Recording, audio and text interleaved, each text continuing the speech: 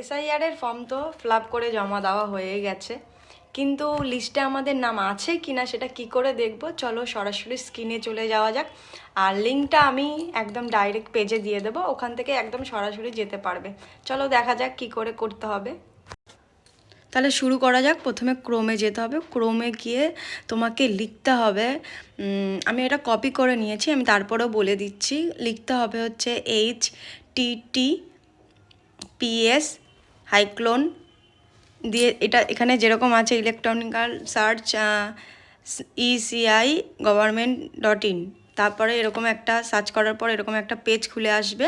এখানে দেখো epic number আছে, তো এপিক নাম্বারের ওখানে তোমাদের ভোটার কার্ডের নাম্বারটা দেবে। ভোটার নাম্বার আমি একটা তোমাদের দেখিয়ে দেওয়ার জন্য দিয়েছি নাম্বার, একটু ওয়েট করো, নাম্বারটা টাইপ করছি।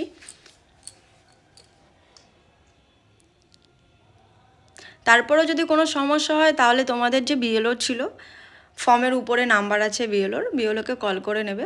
একদম লাস্টে আমাদের স্টেটটা সিলেক্ট করতে হবে। তারপরে এখানে যে ক্যাপচারটা আছে, ক্যাপচারটা দেওয়ার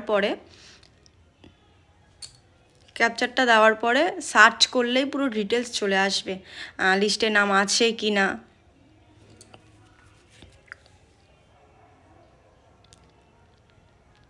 দেখো পুরো ডিটেলসটা এখানে শো করবে, এই যে দেখো মঙ্গল হালদার, পুরো ডিটেলস চলে এসেছে, তার মানে লিস্টে নাম আছে। তো এরকমভাবেই তোমরা দেখতে পারো সহজভাবে। পারলে ভিডিওটা শেয়ার করো সবাই।